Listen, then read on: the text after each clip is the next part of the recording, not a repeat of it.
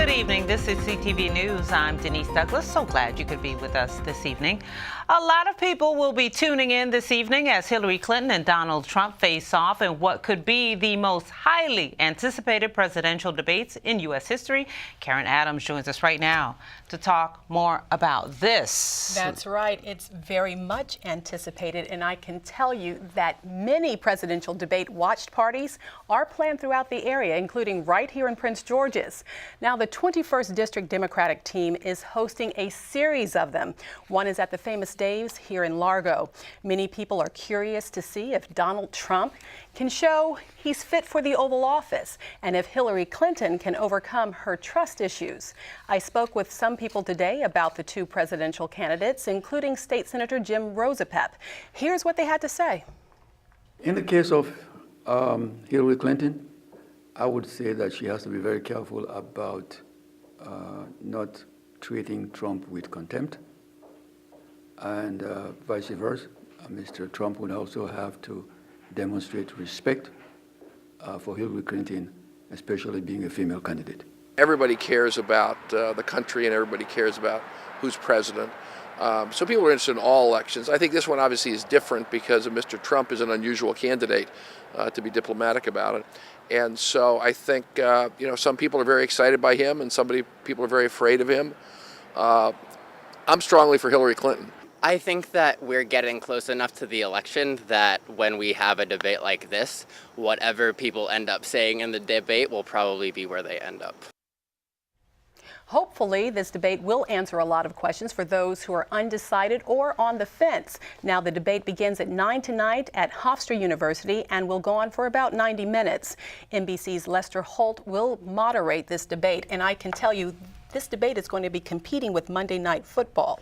Right. So I have a feeling that I think this debate might win over. Wow. Yeah, they are really seeing record numbers of people are expected to tune in. Question for you what are people saying in terms of who they expect to come out on top? Now that's the big question. We're just going to have to wait and see because you just don't know. No one is putting their hat on the line saying Hillary will come out the winner or if Donald Trump will come out the winner. We just don't know. Exactly. We're going to have to watch and wait, and I'm looking forward to it. Yes, me too. Thank you, Karen. Thank you. All righty. A small band of protesters hit the streets of Upper Marlboro this morning to send a message to county leaders. They are angered by the controversies surrounding the Prince George's public school system. Byron Scott has that story. Elected, not appointed. They gathered at the county administration building this morning to send a message to and keep the heat on elected officials. They are angered by the controversies surrounding the school district. There is Devontae Carraway, the former school aide accused of sexually abusing students. There was the nurse who allegedly beat a special needs student on a bus. There was the loss of a $6.5 million federal grant to the Head Start program. And there is the school bus aide accused of molesting a little boy. To put your child on the bus for the first time. This is his father. He never got on a bus before. He never been in the school system before. This was his first experience. And his first experience was him being molested the whole school year. And nobody say anything about it. They are also protesting against House Bill 1107, a measure they say gives control of the school board to one person, the county executive. I want a fully elected board, 9 single-member districts, which is small enough that somebody who's not a millionaire or who doesn't have partisan support can run and win. Protesters say the recent resignation of school's chief of staff, George Margolis, is not enough, and they plan to keep up the pressure until they get what they want.